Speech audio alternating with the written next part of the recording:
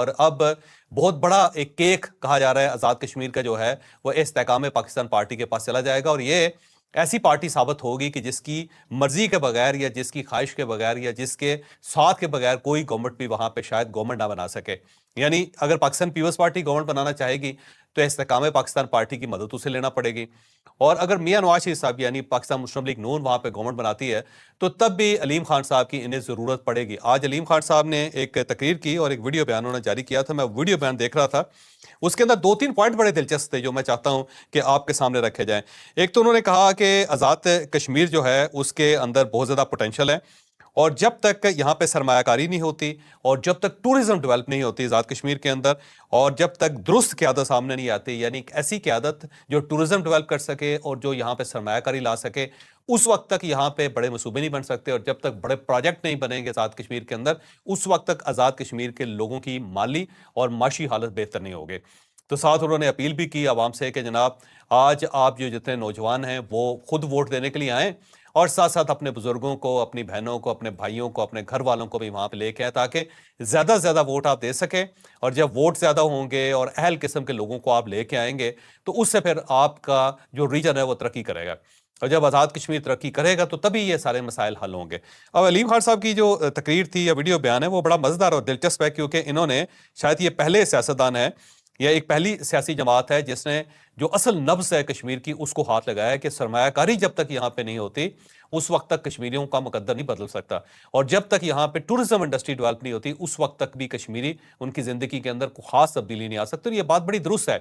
کیونکہ اگر آپ اس آزاد کشمیر کو دیکھیں اور اس کے بعد اگر آپ مقبوضہ کشمیر میں جا کے دیکھیں تو زمین آسمان کا فرق آپ کو نظر آتا ہے، کیونکہ وہاں پہ ٹورزم ہے اور بے انتہا ٹورزم ہے. جب وہاں پہ امن قائم ہو جاتا ہے یا کچھ حالات بہتر ہو جاتے ہیں تو پورے انڈیا سے وہاں پہ ٹورسٹ آتے ہیں، اور اس کے ساتھ ساتھ بیرون ملک سے بھی وہاں پہ ٹورسٹ آتے ہیں، اور اس سے ان کی اکانومی جو ہے وہ بہت اچھی بوسٹ کرتی ہوئی نظر آتی ہے. جبکہ اس کے مقابلے میں اگر آپ آزاد کشمیر کے اندر جائیں تو یہاں پہ آپ کو ٹورسٹ نظر نہیں آتا. بہت اچھا ماحول بھی ہوگا، بہت اچھا موسم بھی ہوگا اور بہت اچھے حالات بھی ہوں گے، تبھی پنجاب سے چند لوگ یا چند ہزار لوگ وہاں پہ جائیں گے، جس کی وجہ سے پھر یہ جو علاقہ ہے بہت پیچھے رہ گیا ہے. تو علیم خان صاحب نے یہ بات بڑی دلچسپ کی ہے کہ آپ یہاں پہ ٹورزم کو ڈیولپ کریں. اب ٹورزم ڈیولپ کیوں نہیں ہو رہی؟ اس لیے نہیں ہو رہی کہ وہاں واقعی ایسی گورنمنٹ نہیں آ رہی کہ جو لوگوں کو اس چیز کے اوپر ابھار سکے یا یہاں پہ سرمایہ کاری کروا سکے، بالخصوص ٹورزم کے ڈپارٹمنٹ کے اندر. اور ساتھ ساتھ وہ کہتے ہیں کہ جی اتنے زیادہ کشمیری باہر ہیں، آپ اگر انگلینڈ چلے جائیں، یورپ چلے جائیں تو آپ کو بے تحاشا کشمیری وہاں پہ ملتے ہیں. ان کشمیریوں کے پاس پیسہ بھی بہت ہے، یہ خوشحال بھی بہت ہیں، اور یہ وہاں کی سیاست جو انگلینڈ کی سیاست ہے اس کے اندر بڑا اہم کردار ہے ان کا. لیکن یہ اپنے علاقے میں سرمایہ کاری نہیں کر پا رہے، یا جو آزاد کشمیر کی گورنمنٹ ہے ان کو کوئی پروجیکٹ نہیں دے رہی کہ آپ اس پروجیکٹ کے اندر انویسٹمنٹ کریں تاکہ آپ کا جو علاقہ ہے اس کا مقدر تبدیل ہو. تو میرا خیال یہ ہے کہ علیم خان صاحب کی یہ بات بڑی درست ہے کہ آپ یہاں پہ سرمایہ کاری کریں، اور اس سرمایہ کاری کے لیے آپ سب سے پہلے جو کشمیری ہیں ان کو آپ تیار کریں کہ وہ یہاں آ کے انویسٹمنٹ کریں، اور اس کے ساتھ ساتھ ٹورزم کی جو انڈسٹری ہے اس کو ڈیولپ کریں تاکہ یہاں پہ زیادہ سے زیادہ لوگ آ سکیں. اب زیادہ سے زیادہ لوگ یہاں پہ آئیں گے تو ظاہر ہے ایک معاشی تبدیلی آئے گی، اس سے آزاد کشمیر آگے بڑھے گا. تو مجھے لگتا ہے کہ استحکام پاکستان پارٹی جو آنے والے دنوں میں ٹھیک ٹھاک قسم کا ڈینٹ یہاں پہ ڈالنے لگی ہے. اب دیکھتے ہیں کہ لوگ ان کو ووٹ دیتے ہیں یا نہیں دیتے، لیکن بہرحال علیم خان صاحب کی جو انٹری ہے، اور وہ ایک ایسے وقت میں انٹری کہ جب وہاں پہ پاکستان پیپلز پارٹی اور نواز شریف دونوں کا، یعنی بلاول بھٹو اور نواز شریف دونوں کا وہاں پہ ٹھیک ٹھاک قسم کا مقابلہ ہو رہا ہے، اور وہاں پہ علیم خان صاحب داخل ہوئے ہیں. کہیں ایسا نہ ہو کہ بلاول بھٹو صاحب یا آصف علی زرداری صاحب اور میاں نواز شریف صاحب لڑتے رہ جائیں اور علیم خان صاحب جو ہے وہ آزاد کشمیر کی گڈی اس کو لوٹ کے لے جائیں اور یہاں پہ ان کا پرائم منسٹر بن جائے. اور اگر یہ بن گیا تو ایک بہت بڑی تبدیلی ہوگی، بہت بڑا اپ سیٹ ہوگا بڑی پارٹیز کے لیے. اس کے ساتھ ساتھ مریم اورنگزیب صاحبہ کی میں نے ایک تقریر دیکھی ہے، اور میں نے کہا کہ آج کا جو ویل آ گیا اس کے اندر اس کا ذکر بالخصوص کرنا چاہیے. راولپنڈی کے اندر آزاد کشمیر کے الیکشن سے ریلیٹڈ ہی ایک ریلی تھی، کل تھی، اور اس کے اندر مریم اورنگزیب صاحبہ نے پنجابی میں تقریر کی، اور پہلی مرتبہ میں نے ان کے منہ سے پنجابی سنی اور تقریر بھی سنی. تو وہ جو وہاں پہ لوگ تھے وہ بھی بہت زیادہ خوش ہوئے. کراؤڈ باقاعدہ جس کو چارج کہتے ہیں نا، وہ چارج ہو گیا، وہاں پہ ہلا گلا، رولا، نعرے اور ڈھول دمکے، یہ ساری آوازیں وہاں پہ آ رہی تھیں، اور بہت بڑی ریلی تھی. اور یہ حنیف عباسی صاحب نے ارینج کی تھی، اور حنیف عباسی صاحب اس معاملے میں بڑے تیز ہیں کہ وہ لوگوں کو اکٹھا بھی کر لیتے ہیں اور ان کو پتا ہوتا ہے کہ کس وقت جلسہ کرنا ہے، کس طرح کرنا ہے. لیکن مریم اورنگزیب صاحبہ نے جو پنجابی بولی ہے واقعی بڑی زبردست بولی ہے. میری بلکہ ان سے ریکویسٹ ہے اور میرا ان کو مشورہ ہے کہ آپ پنجابی میں بات کیا کریں. جب آپ پنجاب کے ساتھ آپ کا تعلق ہے اور آپ پنجاب کی سینئر وزیر بھی ہیں اور مریم نواز صاحبہ کی آپ ظاہر رائٹ ہینڈ مین بھی ہیں, تو پنجاب کے اندر پنجابی کیوں نہ بولے جائے؟ اب یہ بڑی دلچسپ بات ہے کہ سندھ میں آپ چلے جائیں, وہاں پہ چیف منسٹر صاحب سندھی بولیں گے, ساری جو ان کی کیبنٹ ہے اور جو ان کے بیوروکریٹس ہیں وہ سندھی زبان میں بات کریں گے. سیم اسی طرح خیبر پختونخوا میں لوگ اوپنلی پشتو بولتے ہیں. بلوچستان چلے جائیں تو وہاں پہ بلوچی زبان بولی جاتی ہے اور ساتھ ساتھ پشتو زبان بھی بولی جاتی ہے. اور گلگت بلتستان کے اندر بھی لوگ اپنی زبان جو بلتی زبان ہے اس کے اندر بات کرتے ہیں. لیکن پنجاب جو ہے وہاں پہ جب بھی آپ جائیں گے تو سب لوگ اپنی اردو سے ایک دوسرے کو متاثر کرنے کی کوشش کریں گے, بلکہ پنجاب کے اندر جتنی تقریریں ہوتی ہیں وہ اردو میں ہوتی ہیں. ایسا محسوس ہوتا ہے جیسے پورے پنجاب کا تعلق لکھنؤ کے ساتھ ہے اور اردو نے یہاں پہ جنم لیا تھا. اردو ہماری قومی زبان ہے, ہم اس کی عزت کرتے ہیں, ہمیں اس کی عزت کرنی چاہیے, اسے اپنے دل کے ساتھ رکھنا چاہیے, لیکن جو مادری زبان ہے اس کو بھی اپنے ساتھ کیری کرنا چاہیے. یہ ہماری ماں کی زبان ہے, یہ ہمیں ہماری ماں نے سکھائی ہے. تو جو ماں کی زبان جو ہے اس کو اگنور کرنے کی کیا ضرورت ہے؟ تو پنجاب کے اندر یہ ایک نیا ٹرینڈ بنا ہے مریم اورنگزیب صاحبہ کی وجہ سے کہ پنجاب کے اندر جلسوں کے اندر پنجابی زبان میں بھی تقریر ہو سکتی ہے. تو مجھے لگتا ہے کہ آنے والے دنوں میں پاکستان مسلم لیگ نون اس ٹرینڈ کو کیری بھی کرے گی اور اس کو کیری کرنا بھی چاہیے. یہ جو انسیکیورٹی ہے یا آپ یہ سمجھیں کہ احساس کمتری ہے پنجابی کا, یہ ختم ہونا چاہیے. کھلے دل کے ساتھ پنجابی کے اندر بات کریں اور پھر اس کے بعد دیکھیں کتنی اچھی کمیونیکیشن ہوتی ہے. تو صدقے جاواں پنجابیوں, اچھی بات ہے بہت اچھی بات ہے. اور مریم اورنگزیب صاحبہ کو میں مبارکباد بھی پیش کرتا ہوں کہ آپ نے بڑے کھلے دل کی بات کی ہے اور کھلے دل سے آپ نے پنجابی زبان میں اظہار کیا ہے, کیونکہ پنجاب کی خواتین پنجابی بولتے ہوئے شرماتی بہت زیادہ ہیں. یہ ہمیشہ جب بھی بات کریں گی تو اردو کے اندر بات کریں گی, جو مجھے عجیب لگتی ہے. بہرحال یہ متھ اور یہ جو رکاوٹ تھی اس کو بریک کر دیا انہوں نے. بہرحال جناب آج کے ویلاگ کی طرف آتے ہیں. ایک تو امریکہ اور ایران کی جنگ کے اندر ایک عجیب و غریب سا ٹوسٹ آیا ہے, ایک ایسا عجیب ٹوسٹ آیا جس نے پوری دنیا کو حیران کر دیا ہے. یہ ٹوسٹ کیا ہے یہ ہم آپ کو آج کے ویلاگ میں بتائیں گے. اور ایران نے امریکہ کے 200 فوجی ہلاک کر دیے ہیں اور 11 طیارے تباہ کر دیے ہیں. یہ کیسے ہوا, کس طرح ہوا, کیا یہ واقعی حقیقت ہے, یہ غلط ہے, یہ بھی ہم آپ کو اس ویلاگ میں بتائیں گے. اور پاکستان کے لیے سعودی عرب کے بعد ایک اور بڑی خوشخبری ہے جی. واقعی میرا خیال ہے پاک فوج نے کمال ہی کر دیا ہے اور اس کمال کے اوپر پوری قوم کو خوش ہونا چاہیے, کیونکہ ایک نئی اور بہت زبردست قسم کی خوشخبری بھی آئی ہے. کیا ہے آگے چل کے آپ ملاحظہ کریں گے. اور جو کشمیری سیاست ہے اس کے اندر کیا ہوگا آج یا کل, یہ بھی آنے والے ویلاگ جو ہوگا اس ویلاگ کے اندر ہم تھوڑا سا ذکر بھی کریں گے اور اس کے بعد مسلسل اس کے اوپر ویلاگ کرتے رہیں گے. لیکن ویلاگ کی طرف جانے سے پہلے میری آپ سے ریکویسٹ ہے کہ چینل کو سبسکرائب ضرور کیجیے گا اور یہ جو بیل آئیکن ہے اس کو ضرور پریس کریں تاکہ نوٹیفیکیشن آپ کو ملتا رہے. اور یہ یاد رکھیں کہ اچھی بات صدقہ جاریہ ہوتی ہے. اگر آپ کو یہ ویلاگ اچھا لگے تو کسی نہ کسی کے ساتھ ضرور شیئر کیجیے گا. اور ہم نے اپنا کالم 0 پوائنٹ اب آڈیو فارم میں بھی لانچ کر دیا اور ساتھ اسے اپنی ویب سائٹ javesyash.com کے اوپر پلیس بھی کر رہے ہیں. آپ ہمارا کالم پڑھ بھی سکتے ہیں, سن بھی سکتے ہیں. اور ساتھ ہی میری آپ سے ریکویسٹ ہے کہ ہمارا واٹس ایپ چینل اس کو جوائن کیجیے, فیس بک پیج کو جوائن کیجیے اور ہمارا جو ٹویٹر اکاؤنٹ ہے اس کو ضرور فالو کیجیے. پاکستان کے لیے سب سے بڑی خوشخبری یہ ہے کہ کویت نے بھی پاکستان کے ساتھ دفاعی معاہدہ کرنے کا اعلان کر دیا ہے. اعلان پہلے ہوا تھا لیکن اب اس کی منظوری ہو گئی اور سعودی عرب کے بعد کویت دوسرا اسلامی ملک ہے جس نے پاکستان کے ساتھ دفاعی معاہدہ کیا ہے اور یہ پاکستان کی ایک بہت بڑی کامیابی ہے. یہ جو دفاعی معاہدہ یہ 11 جون 2023 کو یہ سٹارٹ ہوا تھا اور اس وقت اس کے اوپر بات چیت ہوئی تھی لیکن یہ مٹیریلائز نہیں ہو سکا. لیکن آج پراپر اس کے اوپر اعلان کر دیا گیا, اسے اپنے گزٹ میں شامل کر لیا گیا اور یہ کویت کی طرف سے جو ان کا ملٹری گزٹ ہے اور نیشنل گزٹ ہے اس کے اندر اس کو شامل کر لیا گیا. اس کی کچھ شرائط ہے جو آپ کے سامنے میں رکھ رہا ہوں. دونوں ملک ایک دوسرے کی فوج کو ٹریننگ دیں گے. اب ظاہر ہے کویت کی فوج کو ٹریننگ کی ضرورت ہے, پاکستانی فوج ویسے ٹرینڈ ہے اور نہ ہی میرا خیال ہے کویت کے اندر کوئی ایسی ملٹری اکیڈمی ہے کہ جس کے اندر ہمارے فوجی جا کے ٹرینڈ ہوں گے. البتہ پاکستان کے اندر ملٹری اکیڈمیز بھی ہیں اور کویت کی فوج کو ٹریننگ کی ضرورت بھی ہے. تو میرا خیال یہ ہے کہ کویتی فوج جو پاکستان کے اندر ٹریننگ لے گی, لیکن اس معاہدے کو اس طرح کیا گیا کہ جیسے دو طرفہ ہو کہ ہماری فوج ادھر جائے گی, ان کی فوج ادھر آئے گی اور ہم ایک دوسرے کو ٹریننگ دیں گے. لیکن مجھے لگتا ہے کہ صرف ٹریننگ کی ذمہ داری پاکستان کی ہوگی. ساتھ ہی جو فوجی تعلیم ہے اس کے اوپر بھی ایک دوسرے کے ساتھ مل کے کام کریں گے اور مسلح افواج میں ایک دوسرے کے ساتھ تعاون کیا جائے گا. یہ ہے اصل بات کہ جو آرم فورسز ہیں اس کے اندر دونوں ایک دوسرے کے ساتھ تعاون کریں گے اور ایک دوسرے کی مدد کریں گے. اس کے ساتھ یہ ہے کہ لاجسٹک کے اندر بھی تعاون کیا جائے گا اور یہ ملٹی لاجسٹک ہے کہ یعنی ایک چیز کو دوسری جگہ پہ پہنچانا اور پھر جو عسکری سامان ہوتا ہے اس کو شفٹ کرنا اور پھر اس کو استعمال کرنا, اس کے اندر بھی دونوں ایک دوسرے کی مدد کریں گے. پھر سائنسی اور ٹیکنیکی تعاون جو ہے وہ بھی ایک دوسرے کے ساتھ کیا جائے گا. سائنسی اور ٹیکنیکی تعاون سے مطلب یہ ہے کہ اگر آپ کوئی نیا ویپن بناتے ہیں تو آپ دوسرے ملک کو سپورٹ کریں گے اور اسے بھی ان کے لوگوں کو بھی ٹرین کریں گے. اور اگر آپ کوئی تکنیکی کوئی معاملہ ہوتا ہے فوج کے درمیان تو ظاہر ہے اس کے لیے بھی ایک دوسرے کے ساتھ تعاون کیا جائے گا. ٹیکنیکس جو ہے وہ وار ٹیکنیکس ہیں, یاد رکھیے گا. پھر اس کے ساتھ ساتھ یہ ہے کہ ایک ایگزیکٹو پروٹوکول ہے, اور یہ جو ایگریمنٹ ہے یہ ایگزیکٹو پروٹوکول اور پروگرام کے ذریعے سالانہ طور پہ دیکھا جائے گا, سالانہ منصوبہ بنایا جائے گا پراپر ایک دوسرے کے ڈیفنس کے لیے, اور اس منصوبے کے مطابق پھر دونوں ملک آگے بڑھیں گے.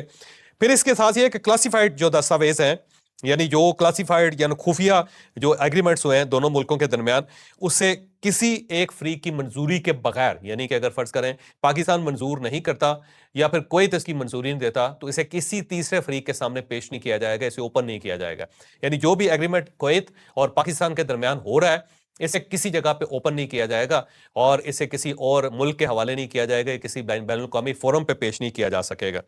اور اس کے ساتھ ساتھ یہ ہے کہ جناب اخراجات جو ہیں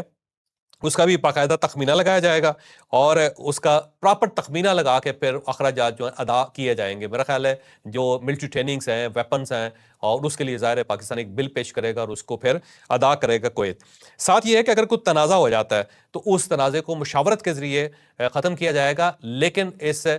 جو تنازع ہے اس کو کسی عدالت کے اندر یا کسی بین الاقوامی فورم کے اوپر پیش نہیں کیا جا سکے گا. یہ صرف دو ملکوں کے درمیان ہی رہے گا. ایسا نہیں ہے کہ کسی عالمی فورم پہ چلے جائیں, کسی بین الاقوامی عدالت میں جا کے ایک دوسرے کے اوپر کیس کر دیں, یا کسی تیسرے فریق کے پاس چلے جائیں اور اسے کہیں کہ ہماری صلح کروا رہے ہیں. یہ معاملہ جو ہوگا یہ صرف اور صرف آپس میں حل کیا جائے گا. تو یہ ایک بہت بڑی تبدیلی ہے, کیونکہ یہ ذہن میں رکھیں کہ کویت بہت امیر ملک ہے اور اس کے پاس تیل اور گیس کی بہت بڑی فراوانی میں بدولت ہے, اور ساتھ ساتھ وہ اس صورتحال کا شکار ہے جس کے اندر ایران مسلسل اس کے اوپر حملہ کر رہا ہے. اس جنگ کے دوران جو کویت نے ایک چیز آبزرو کی وہ تھا سعودی عرب اور پاکستان کا ملٹری تعاون, کہ جب یہ معاہدہ ہوا سعودی عرب اور پاکستان کے درمیان تو کویت, بحرین اور دوسرے ملکوں نے دیکھا کہ ایران نے سعودی عرب کے اوپر حملہ نہیں کیا, کیونکہ درمیان میں پاکستان تھا, اور پاکستان نے وارننگ دے رکھی تھی ایران کو کہ آپ نے سعودی عرب کے اوپر حملہ نہیں کرنا, اور اگر آپ کریں گے تو پھر ہم سعودی عرب کے ساتھ جا کے کھڑے ہو جائیں گے. تو کویت نے جب اسے آبزرو کیا تو پھر اس نے سوچا کہ امیڈیٹلی ہمیں بھی اس قسم کا ایک ایگریمنٹ پاکستان کے ساتھ سائن کر لینا چاہیے, تاکہ پاکستان ایک بفر زون کریٹ کرے ایران اور کویت کے درمیان. اب اگر ظاہر ہے یہ معاہدہ ہو جاتا ہے اور سائن ہوگا اور اس کے بعد پاکستان کی طرف سے اناؤنسمنٹ ہوگی, تو اس کے بعد پھر ہم ریکویسٹ کریں گے ایران سے کہ اب آپ بھائی کویت کے اوپر بھی حملہ نہ کرو, ہمارا ان کے ساتھ ڈیفنس پیکٹ ہے. تو اب ظاہر ہے پھر ایران کے جو معاملات ہیں اسے تھوڑا سا سنبھالا دیا جائے گا اور پاکستان درمیان میں رکاوٹ بنے گا. تو یہ ایک بڑی پیش رفت ہے, میرا خیال ہے اس پیش رفت کا آنے والے دنوں میں بہت زیادہ فائدہ ہوگا. ایک اور بڑا زبردست قسم کا ٹویسٹ آیا ہے ایران اور امریکہ کی جنگ کے درمیان, کہ 2 دن ہو گئے نہ ایران نے کوئی حملہ کیا ہے اور نہ ہی امریکہ نے حملہ کیا ہے, اور ڈونلڈ ٹرمپ نے پراپر حملے روک دیے ہیں. اب جب حملے رکے ہیں تو اس کے بعد ایران پاسداران کی طرف سے بھی آج اعلان ہو گیا کہ جب تک امریکہ کی طرف سے کوئی حملہ نہیں ہوتا ہم بھی امریکہ یا پھر امریکہ کے اتحادیوں پہ کوئی حملہ نہیں کریں گے. تو ایک ایسا لگتا ہے کہ جیسے ایک جنگ بندی کا اعلان ہو گیا ہے, لیکن اس جنگ بندی کے جو ٹرمز اینڈ کنڈیشن ہے وہ طے نہیں ہوئی, کسی نے اناؤنسمنٹ نہیں کی پراپر, جس کو کہتے ہیں کہ جیسے پچھلی بار ایک ٹویٹ آیا تھا میاں شباز شریف صاحب کی طرف سے کہ جناب ہم نے جنگ بندی کروا دی, ابھی تک وہ تو نہیں ہوا, لیکن دونوں فریق اس چیز کو تسلیم کر رہے ہیں کہ جناب ہم نے سرحد حملے روک دیے ہیں. اب یہ جو حملے رکے ہیں اس سے پہلے کیونکہ عمان نے ایک درمیان میں سفارتکاری کا مرحلہ طے کیا تھا, جمعے کے دن ایک عمانی وفد تہران گیا تھا اور اس نے ایران کی قیادت کے ساتھ بات کی تھی, اور اس کے بعد یہ پھر حملے رکے. مجھے لگتا ہے کہ درمیان میں عمان نے کوئی ایک جادو چلانے کی کوشش کی, اب دیکھتے ہیں اس جادو کا کتنا نتیجہ نکلتا ہے. لیکن یہ ایک بڑا ٹویسٹ آیا ہے اس ساری جنگ کے درمیان, ایسا لگتا ہے کہ عارضی طور پہ صحیح لیکن جنگ بندی ہوئی ہے. لیکن کیا اس جنگ بندی سے آئل کی جو پرائسز ہیں وہ بھی کم ہوں گی یا نہیں ہوں گی, یا آبنائے ہرمز اور باب المندب سے جو جہاز گزر رہے ہیں اور ان کو روکا جا رہا ہے, کیا یہ جہاز جو ہیں اس کو الاؤ کر دیا جائے گا کہ آپ یہاں سے گزر سکیں؟ اس کا فیصلہ میرا خیال آنے والے 1 یا 2 دنوں میں ہوگا. لیکن سرحد جو ہے جہاز نہیں جا رہے, اور جہاز جو آبنائے ہرمز کے اندر بھی رکے ہوئے ہیں اور ساتھ ہی باب المندب کے اوپر بھی رکے ہوئے ہیں. سرحد سے اس کا کوئی خاص نتیجہ نہیں نکل رہا ہے اس جنگ بندی کا کہ آئل کی پرائسز بھی کم ہوں اور آئل ٹینکرز بھی یہاں سے گزر سکیں, بلکہ آج ایک آئل ٹینکر جو تھا وہ پھٹ گیا باقاعدہ, اور اس کی وجہ یہ تھی کہ وہ ایک ایسے علاقے سے گزرا جہاں پہ مائنز لگی ہوئی تھی, اور ان مائنز کی وجہ سے جہاز کے اندر ایک دھماکہ ہوا, اور اس کے بعد اب اس جہاز کے اندر آگ لگی ہوئی ہے اور اس آگ کو بجھانے کے لیے بھی وہاں پہ کوئی موجود نہیں ہے. اس قسم کی صورتحال ہے آبنائے ہرمز کے اندر, اور ایران کے بقول کہ ہم نے انہیں وارننگ دی تھی کہ جناب آپ رک جائیں، آپ آگے نہ بڑھیں، اس سائڈ پہ بارودی سرنگیں لگی ہوئی ہیں، لیکن یہ نہیں رکا اور اس کے بعد یہ پھٹ گیا اور اس کے بعد اس کا بہت نقصان ہو گیا۔ بلکہ آج یوکرینی ایک ڈرون حملہ جو ہے وہ بھی ہوا ہے اور یہ یوکرین کی طرف سے ہوا ہے اور یہ ایرانی جہاز کے اوپر ہوا ہے، اور ایران کا ایک تیل کا جہاز تھا، اس کے اوپر جو ڈرون ہے وہ یوکرین کے گرے ہیں اور اس کی وجہ سے یہ جہاز جو اس کو بہت نقصان ہوا ہے، اور اس کا ایک جو سیلر ہے، جو ایک اس کا ملا ہے، وہ بھی ہلاک ہو گیا ہے۔ اس کے اوپر عباس راکچی صاحب نے جواب دیا ہے کہ جناب اب یوکرین کو جواب کا انتظار کرنا چاہیے، ہم اس حملے کو لائٹ نہیں لے رہے اور ہم اس کا جواب دیں گے۔ تو اب اس قسم کی صورتحال جو ہے وہ یوکرین اور ایران کے درمیان بھی سٹارٹ ہو گئی ہے۔ اب یہاں پہ ایک کیچ ہے، اور کیچ یہ ہے کہ یوکرین نے اپنے ڈرونز دیے تھے یو ای کو، نہ صرف دیے تھے بلکہ اس نے اپنے ایکسپرٹس بھی بھیجے تھے۔ اب دیکھتے ہیں کہ یہ جو حملہ ہے ان ایکسپرٹس نے کیا ہے یا یو ای کی طرف سے ہوا ہے یا پھر واقعی یوکرین کی طرف سے ہی حملہ ہوا ہے، لیکن ایران اسے کلیم کر رہا ہے کہ یہ یوکرینی حملہ ہے اور اس کا جو ہے ہم نے جو اس کا جواب جو ہے وہ ہم دیں گے۔ اس کے ساتھ ساتھ حوثیوں نے ایک سعودی عرب کے اوپر ایک آج بھی ڈرون جو داغا اور اس ڈرون کو سعودی عرب نے انٹرسپٹ کیا، لیکن حوثی یہ کہتے ہیں کہ جناب ہم نے اس کو بھیجا تھا اور اس نے وہاں پہ تباہی پھیلائی ہے سعودی عرب کے اندر، لیکن سعودی گورنمنٹ کی طرف سے ابھی تک اس کے اوپر کوئی خاص ریمارکس نہیں دیے گئے۔ اس کا مطلب یہ ہوا کہ حوثیوں اور جو سعودی عرب ہے ان دونوں کے درمیان جو اختلافات ہیں یا جو لڑائی ہے وہ اب مسلسل جاری ہے، اور یہ جو لڑائی اس سائڈ پہ آبنا ہرمز میں تھی یا خلیج فارس سے تھی، یہاں سے نکل کے اب وہ باب المندب اور ریڈ سی کی طرف چلی گئی ہے۔ اب دیکھتے ہیں اس کا کیا نتیجہ نکلتا ہے، کیونکہ پاکستان جو ہے وہ درمیان میں آتا ہوا نظر آ رہا ہے۔ اس کے ساتھ ساتھ جناب آج اسرائیل کی ایک اسلحہ بنانے والی کمپنی ہے اور اس کمپنی کا نام IMCO ہے، اس کے اوپر ایک سائبر حملہ ہوا ہے، اور سائبر حملے میں جو ہیکرز ہیں انہوں نے نہ صرف اس کا سسٹم ہیک کیا بلکہ اس کا 30 ٹیرا بائٹ کا جو ڈیٹا ہے وہ بھی چوری کر لیا۔ اور یہ جو ڈیٹا ہے یہ انتہائی سینسٹیو ہے اور اس کو کہتے ہیں کہ حساس دستاویز ہیں جن کو چوری کر لیا گیا، اور اس کے اندر جو ویپن بنائے جاتے ہیں اس کی ساری ڈرائنگز بھی ہیں، اور اس کے ساتھ ساتھ جن جن ملکوں کو یا جن جن کمپنیوں کو یہ ویپنز بیچے جاتے ہیں اس کا ڈیٹا بھی ہے۔ اس سے اسرائیل کا جو سسٹم ہے وہ ہل کے رہ گیا، کیونکہ اس کی اسلحہ ساز کمپنی کا ڈیٹا چوری ہو جانا اور اس کا سسٹم ہیک ہو جانا، اس کا مطلب یہ ہوا کہ ہیکر جو ہیں وہ اسرائیلی کمپنیوں اور اسرائیلی جو دماغ ہے جس کو کہتے ہیں کہ دنیا کا سب سے بڑا دماغ ہے اس سے بھی بڑے ہیں۔ تو اس سے اب اسرائیل کے اندر ایک ایمرجنسی سی ہے، اور اس ایمرجنسی کے ذریعے جو بڑی اسلحہ ساز کمپنی ہے ان کا خصوصی طور پہ خیال رکھا جا رہا ہے، ان کا جو ڈیٹا بینک ہے اس کے اوپر ایکسٹرا سیکیورٹی کر دی گئی ہے کہ کہیں اس کے اوپر دوبارہ سائبر حملہ یا ان کے اوپر بھی سائبر حملہ نہ ہو سکے۔ اس کے ساتھ ساتھ جناب دو اور بڑی دلچسپ خبریں ہیں۔ ایک تو پاسداران نے یہ انکشاف کیا ہے اور ان کے ترجمان جنرل حسین محبی صاحب، یہ حسین محبی ان کا نام ہے، اور انہوں نے یہ انکشاف کیا ہے کہ ان دنوں میں جب ایران نے حملہ کیا امریکی اڈوں کے اوپر تو امریکہ کے 200 سے زائد امریکی فوجی مارے گئے ہیں۔ ان کے بقول کہ 200 سے زیادہ ہم نے امریکی فوجی مار دی ہیں اور بے تحاشا زخمی ہیں، اور انہوں نے کہا جی جو واشنگٹن کے اعداد و شمار ہیں کہ جس میں انہوں نے 4 لوگ تسلیم کیا یہ جھوٹ پہ مبنی ہے، جبکہ ہمارے پاس اصل اعداد و شمار ہیں کہ ہم نے ان کے 200 سے زیادہ فوجی مار دیے اس جنگ کے دوران۔ دوسرا انہوں نے کہا جی کہ ہم نے ان کے 11 طیارے تباہ کیے ہیں اور پھر اس کے ساتھ ساتھ 5 ہیلی کاپٹر بھی تباہ کیے ہیں، اور ہم نے ان کے 8 فوجی مراکز کے اوپر ہم نے حملہ کیا ہے جس میں ان کے 20 افاسی جو شیلٹر سے ان کو بھی ہم نے تباہ کر دیا۔ ساتھ اس نے چیلنج کیا ہے، اس نے کہا جناب کہ اگر یہ امریکہ تسلیم نہیں کرتا تو وہاں پہ میڈیا لے جائے، کسی آزاد میڈیا کو لے جائے اور اپنے وہ سائٹس یا ایئر بیس دکھا دے جہاں پہ ہم نے حملہ کیا ہے، تو اس کو پتہ چل جائے گا کہ ہم غلط کہہ رہے ہیں صحیح کہہ رہے ہیں۔ ساتھ ساتھ انہوں نے بتایا جی کہ جو ہم نے ان کے اس کے علاوہ چیزیں تباہ کی اس کے اندر 17 جاسوس اور آپریشنل ڈرونز سے وہ بھی ہم نے اس کے مار گرائے ہیں،